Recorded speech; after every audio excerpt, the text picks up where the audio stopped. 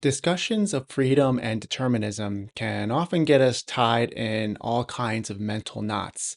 For instance, authentic freedom, as conventionally understood, implies the absence of constraining determinants. So, my autonomous actions are truly free only when they remain unencumbered by external or internal influences that might necessitate those actions. Fundamental to the scientific paradigm is an acceptance of determinism, primarily since its core aim is to establish causative relationships between antecedents and their consequences. All language that implies freedom is contradictory to the way things actually are. And yet, this contradiction must itself be necessary since nothing emerges freely and must be determined, whether it is strictly or probabilistically. Now, although that set of statements is framed in a rather naive manner, the formulation concerning the problem of freedom reflects some of the chronic difficulties in such discussions and provides us some context for thinking about Zizek's own manner of addressing this issue here in Chapter 4, entitled The Loop of Freedom. Zizek begins by referencing the empirical investigations undertaken by Benjamin Libet. Libet's studies elucidated a chronological discrepancy between the conscious resolution to act and the associated neural underpinnings of that resolution. He discerned that neural activations precede their conscious realization, intimating that by the time we attain conscious awareness of having decided, it has already been made subconsciously. This latency remains imperceptible to us, owing to the mind's sophisticated capacity to reconfigure our temporal perceptions, thereby retrospectively recalibrating the sequence of our experiences, leading us to believe that our conscious deliberations come first. The initial findings of this research resonate with the prevailing scientific doctrine that postulates free will as mere illusion. Within that framework, consciousness is not a proactive determinant, but a mere reflector, registering decisions post facto. Yet, as clarified by Zizek, this post-decisional registration is far from inconsequential. While consciousness might be circumvented in the act of decision-making, its role in acknowledging such decisions endows it with the power to potentially cancel out their execution. As such, the essence of free will, as conceptualized here from Libet's research, aligns more with a paradigm of a freedom not to, an act of refusal that undermines a pre-existing, pre-conscious intention to act. From this perspective, Zizek infers that the foundational ethical act is inherently one of negation. This negative ethical gesture itself has a retroactive effect in that, in making the choice to say no to some present possibilities, new past possibilities may be inserted into the already presented ones. Zizek then clarifies the relationship between freedom and determinism in light of this research, stating that freedom is not opposed to determinism, but rather is a specific mode of causality. It is a kind of second-level reflexive causality wherein I'm able to retroactively determine which causes determine me. Ethics then becomes defined as the site where one courageously accepts this responsibility. As such, we maintain some minimal level of freedom in the accepting or rejecting the manner in which we are affected by causes. As Zizek claims, freedom is thus inherently retroactive. At its most elementary, it is not simply a free act which, out of nowhere, starts a new causal link, but a retroactive act of endorsing which link/sequence of necessities will determine me. The discourse surrounding the concept of free will has implications for the understanding of the self. Despite its seemingly intangible and insubstantial nature, this self wields a causal influence. Zizek turns to Damasio's research on the nature of the self, Within his neuroscientific framework, Damasio delineates three distinct categories of self: the proto-self, which functions as the agent that maintains bodily homeostasis; the singular self, characterized by a disruptive breach of organic equilibrium and a detachment from the tangible world; and the autobiographical self, representing the inception of a culturally shaped equilibrium superimposed upon individuals, essentially itself becoming a second nature. Zizek centers his analysis on the singular self. He underscores the link between this self and the notion of the death drive, positing that the true essence of the self should not be viewed as some restored harmony or equilibrium. Instead, it should be perceived as a violent imposition upon the homeostatic order, which paves the way for the replacement of this naturally lost equilibrium with a symbolic system that restores a new kind of balance. Although this singular self explodes out of the natural homeostatic order of the organism's neurobiology, we don't see ourselves in this manner. We do not see ourselves as a production of a self-reflexive organic system, but instead, our emergent consciousness remains transparent to us, while its generative mechanisms remain opaque to us.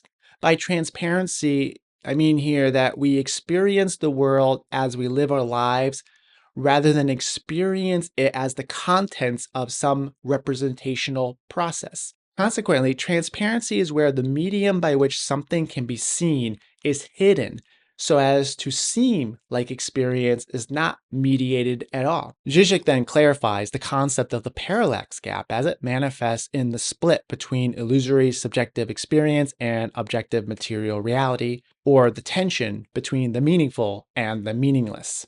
In alignment with the parallax view, this split is not merely an external juxtaposition of two terms, but emerges from within the objective, ontologically incomplete material realm. This very realm is deficient in its capacity to wholly explicate the phenomena that arise from its internal gap. Consciousness, therefore, should not be simplistically perceived as an internal phenomenon arising from a complete biological existence, but rather consciousness marks the interface or surface contact residing within the gap between the neurological reality internal to the organism and that material reality that is external to it. So consciousness marks the gap between those two modes of material reality. And this is evocative of Freud's characterization of the ego in some ways, delineating it as an intermediary between the external world and the id, occasionally alluding to the ego even as some kind of ossified layer akin to a callus that materializes at the juncture between living tissue and the rigid expanse of the external environment. Such an interpretation challenges the Cartesian notion of the subject as a kind of distinct thinking substance. Along with the gap between internal and external promulgated by Descartes, is the gap between emotion and cognition. Drawing inspiration from Spinoza, Damasio challenges this supposed Cartesian bifurcation, positing that cognition is, in essence, a nuanced manifestation or representation of feeling. Within this framework, consciousness is conceived of as a reflex to an organismic disturbance manifested through what Damasio terms somatic markers. So, somatic markers are like bodily representations of feeling that are then taken up into a second order representation of cognition. Consciousness is this secondary representation of such an intrinsic disturbance for Damasio. Zizek critiques this model of consciousness, asserting that it fails to incorporate its own reflexive mapping within the secondary cognitive terrain. Stated differently, it fails to consider the auto-referential mechanism that engenders an interplay between these dual planes of representation. Consequently, human identity is not solely tethered to emotions or cognition, but rather straddles the chasm separating them. This bifurcation also underscores the distinction between emotions as innate physiological reactions and those cultivated through symbolic representations. And as such, emotions aren't necessarily authentic reflections preceding some distorted cognitive representation. Instead, emotions possess the capacity for deception themselves. They're not necessarily authentic since the influence of the symbolic in the self reflexive nature of the human organism, it goes all the way down to the so called natural, to the point that there are no natural emotions in the human being, only reconstructed ones. And the reason for this is that in the organism being reflexive and looking at itself, it changes itself in a way that nature no longer is natural. All this gives rise to a basic anti Darwinian lesson of psychoanalysis, that being a radical and fundamentally maladaptive response to our environments. We are not organisms defined by homeostatic principles, but by the violation of such principles.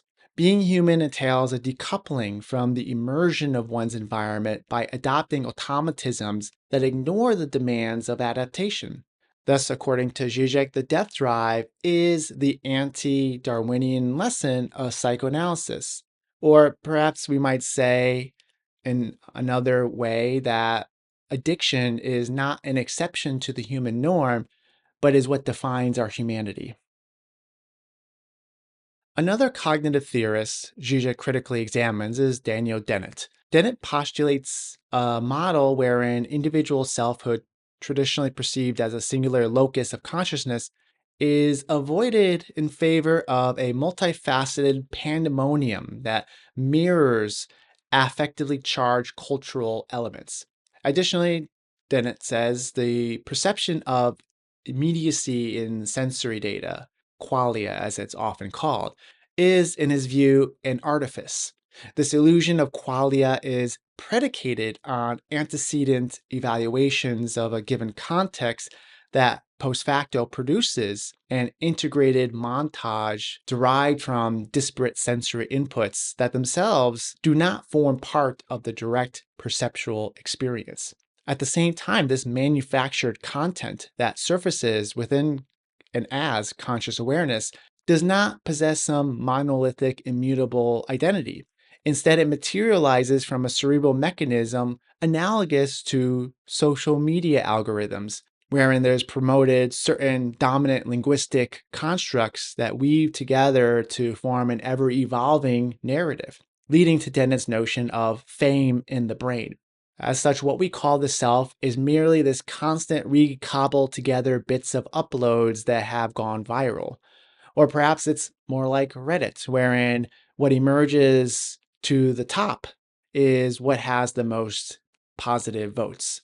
In critiquing Dennett's theory, Zizek interrogates the claim that consciousness is innately tethered to significance and challenges the premise that its contents emerge solely from some kind of winning competition. In response to this theory of consciousness, Zizek revisits Libet's research, of which Dennett has expressed skepticism. Zizek contends that a crucial takeaway from Libet's work is the adversarial, inhibitory nature of consciousness. Consciousness primarily manifests as a retrospective acknowledgement of a preceding non-conscious decision, which it can then veto. The inherent temporal discrepancy between decision and registration of that decision is, paradoxically, what facilitates a more expansive engagement with the external world and fosters consciousness as we know it. For consciousness to efficaciously manifest, it requires a capacity for negation, wherein it can block what is for the sake of what might be. Absent this mechanism, consciousness would be trapped in an oppressive immersion with its environment, too engrossed in its own experience to carve out the requisite space or detachment from that environment to act autonomously. As such, consciousness or self consciousness is not some innate byproduct of a competitive interaction of multifaceted elements, as Dennett suggests. Instead, it manifests as an aberration, a disturbance within the seemingly seamless orchestration of those interactions. More precisely, consciousness epitomizes this very disruption.